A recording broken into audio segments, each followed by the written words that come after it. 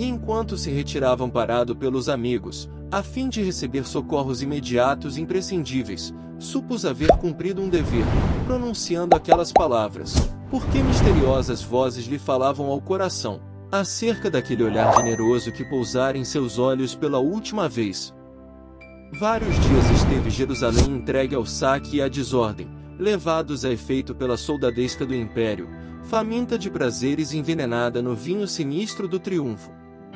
Todos os chefes da resistência israelita foram presos, a fim de comparecerem a Roma para o último sacrifício, em homenagem às festas comemorativas da vitória.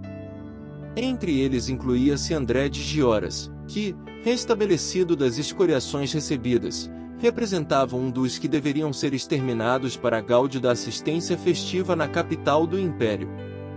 Depois da matança de 11.000 prisioneiros feridos ou inválidos, massacrados pelas legiões vencedoras, depois dos pavorosos espetáculos da destruição e saque do Templo Magnífico, no qual Israel julgava contemplar a sua obra eterna e divina para todas as gerações da sua posteridade prolífica.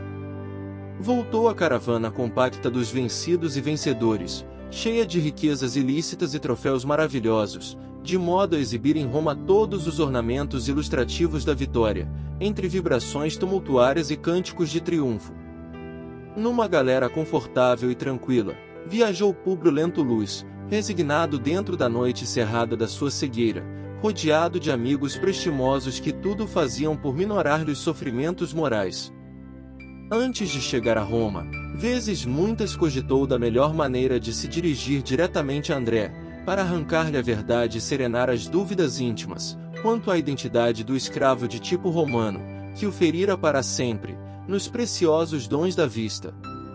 Ele, porém, agora, estava cego, e para realizar esse desejo teria de empregar um largo processo de providências, de colaboração estranha, e, assim, não havia atinado com a melhor maneira de ouvir o judeu sem ferir as tradições de dignidade pessoal, mantida em todos os tempos da vida pública. Foi, ainda, nesse impasse que chegou, novamente, ao Palácio do Aventino, acompanhado de numerosos companheiros de labores políticos, surpreendendo amarguradamente o coração da filha com a notícia trágica e dolorosa da sua cegueira. Ana, qual anjo fraterno, valorosa irmã de todos os infortunados, sincera discípula do cristianismo, esperou carinhosamente o seu senhor junto de Flávia, que exclamava cheia de incoercível desalento: meu pai, mas que desgraça! O velho patrício, todavia, no seu otimismo, confortava-lhe o espírito, obtemperando: filha, não te deis ao trabalho de conjecturar a fundo os problemas do destino.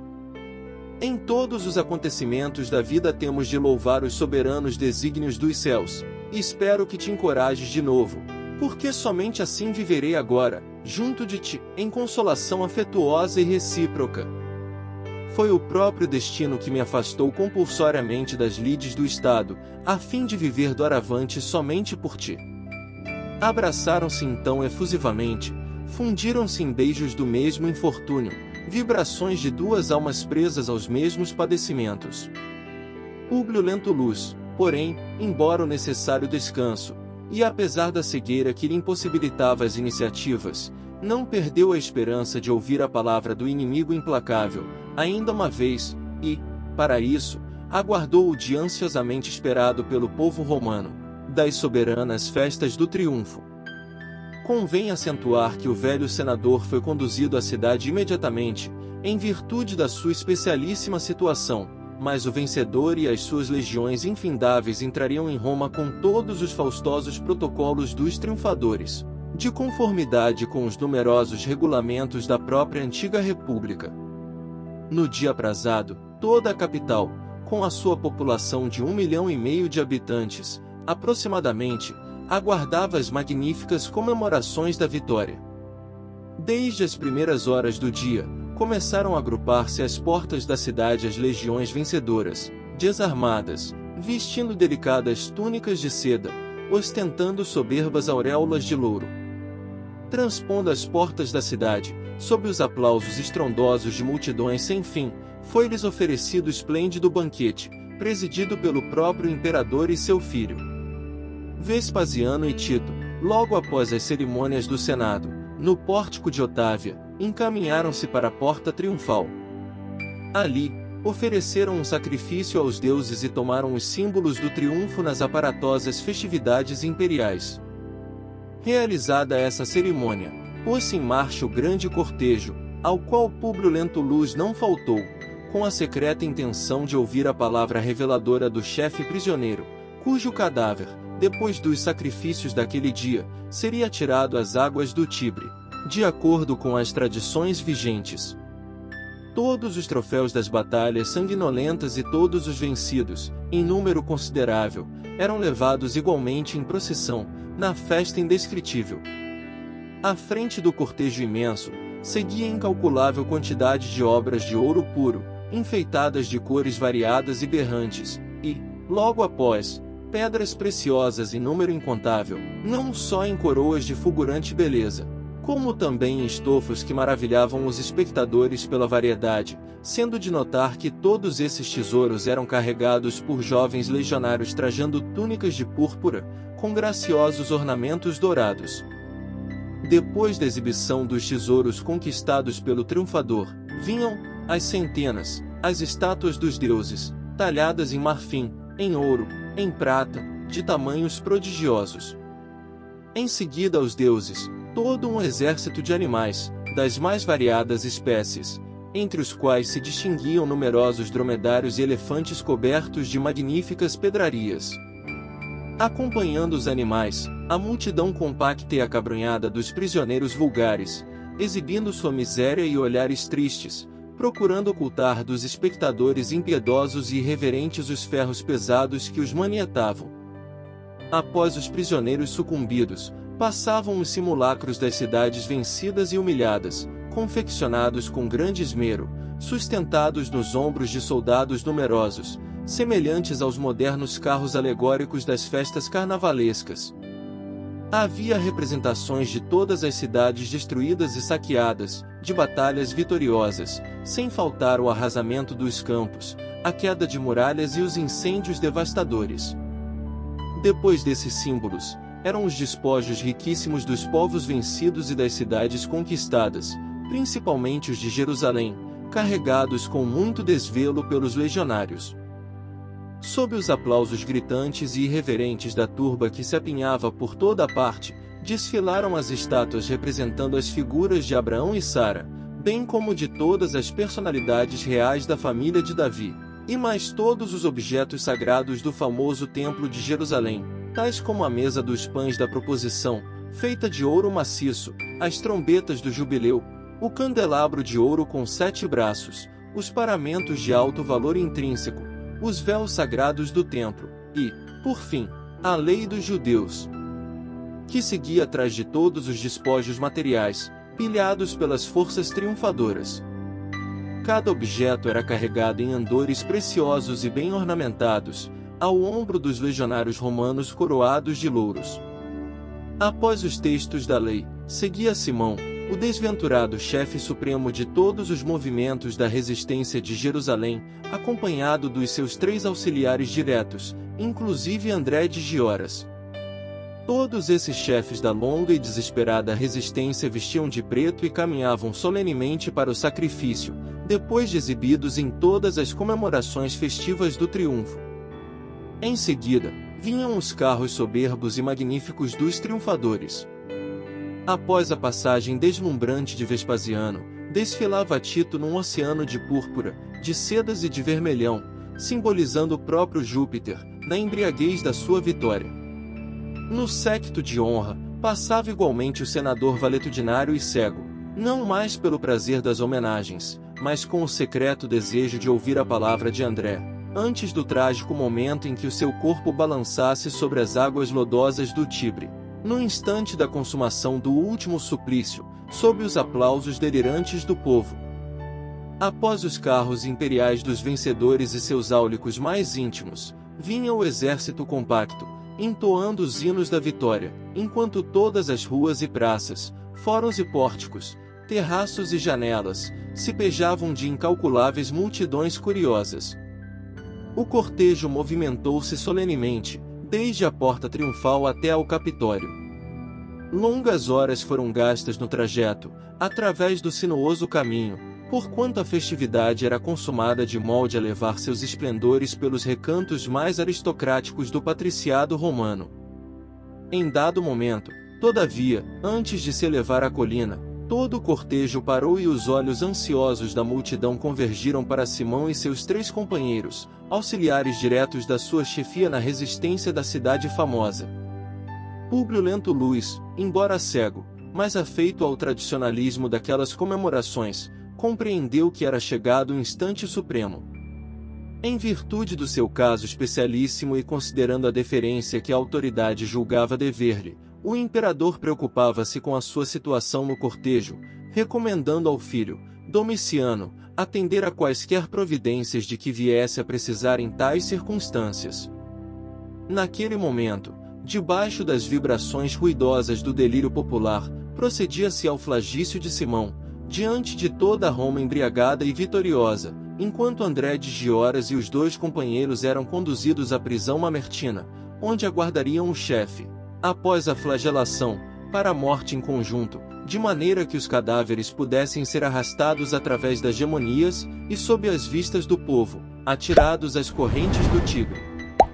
De alma ansiosa, mas disposto a realizar seus desígnios, o senador chamou o príncipe a cuja assistência fora recomendado, expressando-lhe o desejo de dirigir a palavra a um dos prisioneiros, em particular e em condições secretas, no que foi imediatamente atendido. Domiciano tomou-lhe do braço com atenção e, conduzindo-o a uma dependência da prisão sinistra, determinou a vinda de André a um cubículo isolado e secreto, conforme o desejo de Públio, aguardando o fim da entrevista numa sala próxima, juntamente com alguns guardas. Tão logo penetrou o condenado para o interrogatório do antigo político do Senado. Defrontando-se, os 2 inimigos tiveram estranha sensação de mal-estar. Públio Lentulus não mais podia vê-lo, mas se seus olhos já não tinham expressão emotiva, crestadas para sempre as pupilas claras e enérgicas, seu perfil ereto manifestava as emoções que o dominavam. Senhor André, exclamou o senador, profundamente emocionado, contra todos os meus hábitos provoquei este encontro secreto, de modo a esclarecer minhas dúvidas sobre as palavras reticenciosas em Jerusalém, no dia em que consumastes vossas impiedosas determinações a meu respeito. Não quero, agora, entrar em pormenores sobre a vossa atitude, mas tão somente informar-vos, neste momento em que a justiça do império vos toma à sua conta, que tudo fiz por devolver-vos o filho prisioneiro, cumprindo um dever de humanidade, ao receber as vossas súplicas. Lamento que as minhas providências tardias não alcançassem o efeito desejado, fermentando tão violenta odiosidade no vosso coração. Agora, porém, não mais ordeno. Um cego não pode determinar providências de qualquer natureza, frente às penosas injunções da sua própria vida, mas solicito o vosso esclarecimento sobre a personalidade do escravo que me crestou a vista para sempre. André de Gioras estava igualmente abatidíssimo na sua decrepitude enfermiça. Comovido pela atitude daquele pai humilhado e infeliz e fazendo íntimo retrospecto dos seus atos criminosos, naquelas horas supremas de sua vida, respondeu extremamente compungido. Senador Lentulus, a hora da morte é diferente de todas as outras que o destino concede à nossa existência frente a este mundo. É por isso, talvez, que sinto o meu ódio agora transformado em piedade, avaliando o vosso sofrimento amargo e rude. Desde que fui preso, venho considerando os erros da minha vida criminosa.